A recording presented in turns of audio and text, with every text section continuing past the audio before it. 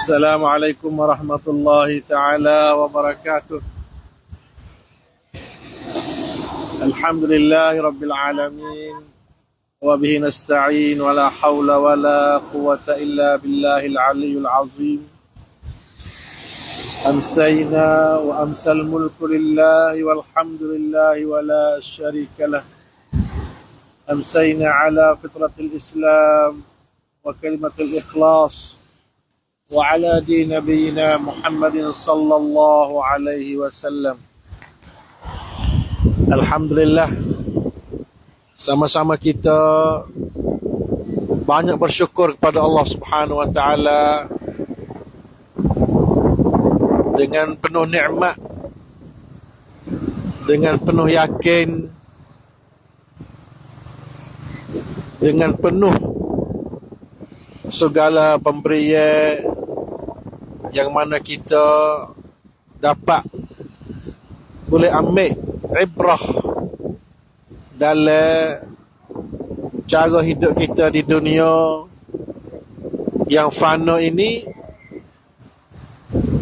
Boleh kita ambil buat iktibar sebagai pengajaran bagi kita dengan perkara-perkara yang duk berlaku di hadapan mata kita, keliling kita, yang mana banyak perkara-perkara yang kadang-kadang benda tu kita tidak boleh terima, tetapi dengan keadaan kita tak boleh terima, kadang-kadang kita duk buat benda tu.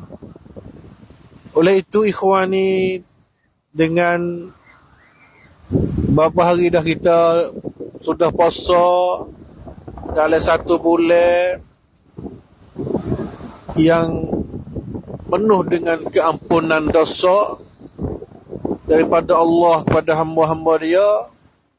Itu nak wayak kata kita sekarang orang panggil duduk dalam 1 bulan.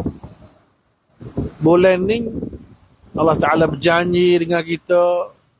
Allah Ta'ala nak berdekakan kita daripada api neraka, nak ampunkan pada kita segala dosa-dosa kita, nak terimakan segala doa-doa kita apabila kita benar-benar betul nak kepada pertolongan daripada Allah Subhanahu wa taala. Alhamdulillah, ikhwani yang saya dihormati sekalian, cuba-cuba kita panggil mari ulang kaji, fikir berkenaan dengan hakikat hidup kita. Ada kita sudah berjaya lagi atau belum berjaya lagi untuk kita lagi menghadapi Allah pada satu masa, pada satu ketika, pada satu saat. Kita wajib kena duduk di hadapan Allah. Allah akan soal segala perbuatan kita, segala jadian kita, segala apa saja yang kita milik di dunia ni yang kita buat, satu persatu kita kena girangan tua kepada Allah Subhanahu Wa Taala. Adakah kita berjaya atau tak berjaya, itu terhenti atas nasib kita bersama. Di hari ini kita masih ada peluang, ada masa, ada fikiran sekeliling kita sebagai bodrian cara hidup kita. Sebagai bodrian, orang panggil yang mana Nabi kata al-halalu bayyinun wal haramu bayyinun wa bainahuma umur mutasyabihat. Benda haram jelas, benda halal apa jelas. Walaupun di antara dua-dua tu panggil duk yang disyubhat, tetapi kita tidak berhari sangat dengan benda syubhat tu. Kita ambil benda hak nyata. Sebab banyak lagi benda hak nyata kita belum buat, kita belum tunai kita dengan Allah Subhanahu Wa Taala. Di hari ini ikhwani, dengan kesempatan bulan Ramadan, boleh bagi seraja bulan, boleh yang ditolong oleh Quran, boleh adalah 1 bulan Allah Ta'ala nak tukar nasib kita. Dan sebab itu kita panggil ada lagi 10 hari. Marilah kita panggil memberatkan kita dalam etikah ni. We are bersungguh-sungguh untuk kita menghadapi beberapa hari ni, untuk kita nak dapat kejayaan, nak dapat jadi seorang panggil muflih, orang berjaya. Dan berjaya daripada segala-gala, lebih-lebih lagi kita berjaya untuk kita mendapati syurga Allah Subhanahu Wa Taala. Jikalau 10 hari ni lagi kita masih duk lalai lagi, masih duk cuai dengan masa lagi, tak ada bahasa sedar lagi, tak ada bahasa khabar lagi, maka kita panggil rugilah ikhwan ni. Dengan kesempatan itu juga kita panggil ada harapan dengan Allah. Ada harap-harap panggil harapan yang paling tinggi sekali dengan Allah Subhanahu Wa Taala. Allah akan ubah perangai kita. Allah Ta'ala akan ubah rumah tangga kita jadi seorang rumah tangga yang bermuslimah, rumah tangga penuh dengan keimanan, penuh dengan ketakwaan kepada Allah. Ya Allah, begitu juga anak kita, beradik kita, sahabat-sahabat kita, perlulah kita seru klik kepada Allah Subhanahu Wa Taala. Kadang-kadang kata saya ni semaya dah, puasa dah, tapi dalam keadaan itu, kadang-kadang kita tak ada boleh kecak iti kemanisan imek, iti yang mana saya kecek beku panggil kemanisan rocak imek. Begitu kita pasti rebuk masa peluang kita. Dalam 10 hari ni kita nak boleh kecak panggil kemanisan imek, rocak imek, sebenar-benar imek, sebenar-benar takwa yang mana dicadangkan oleh Allah Subhanahu pada kita semua.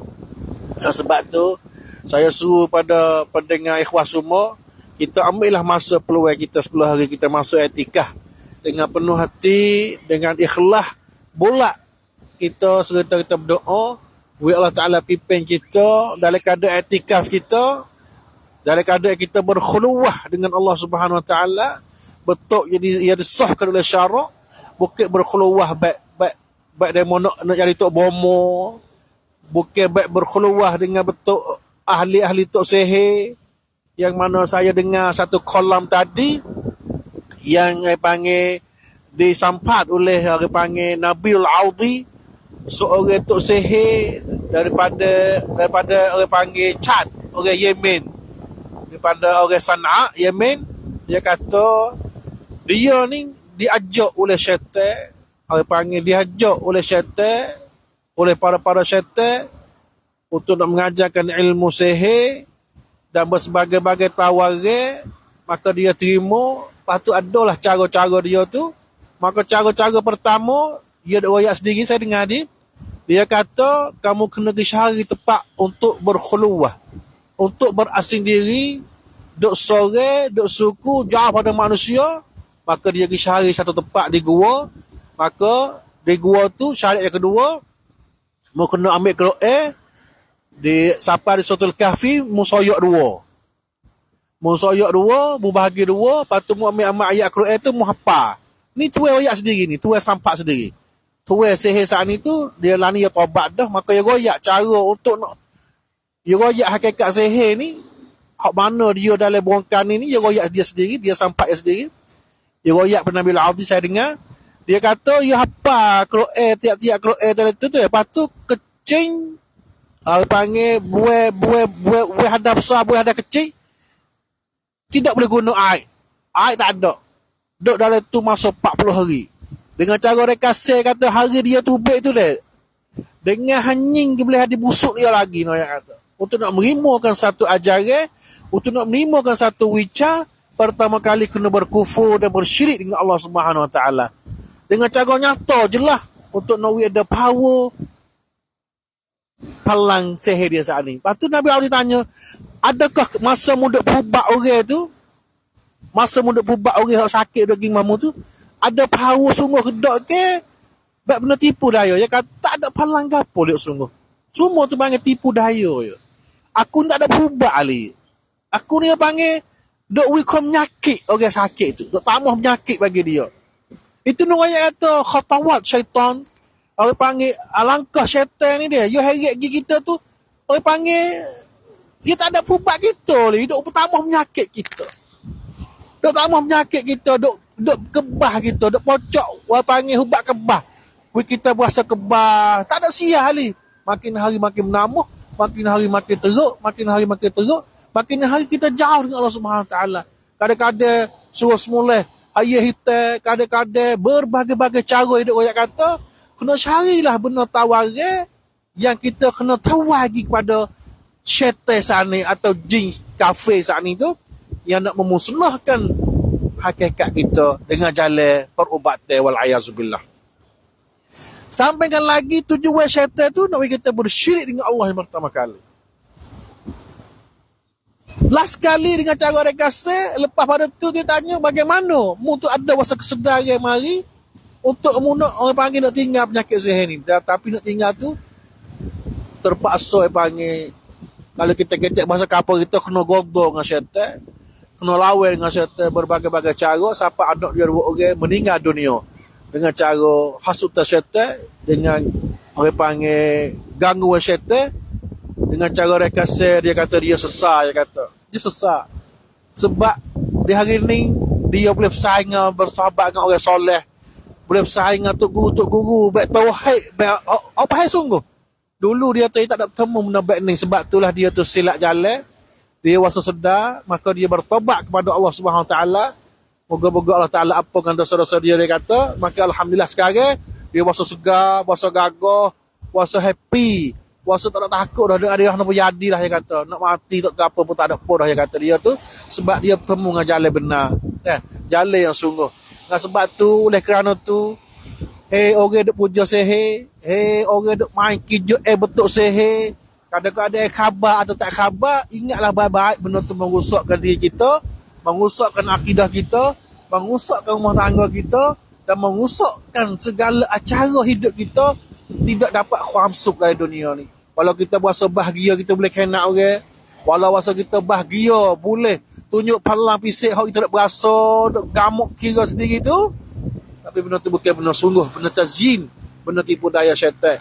Walaupun di hari ni Allah Ta'ala izin padamu, tapi pada satu masa Allah Ta'ala akan kamu dapatkan azabun syadid, azab yang bersangat tersyadid. Ahli sihir, kalau boleh bertobat, tobatlah.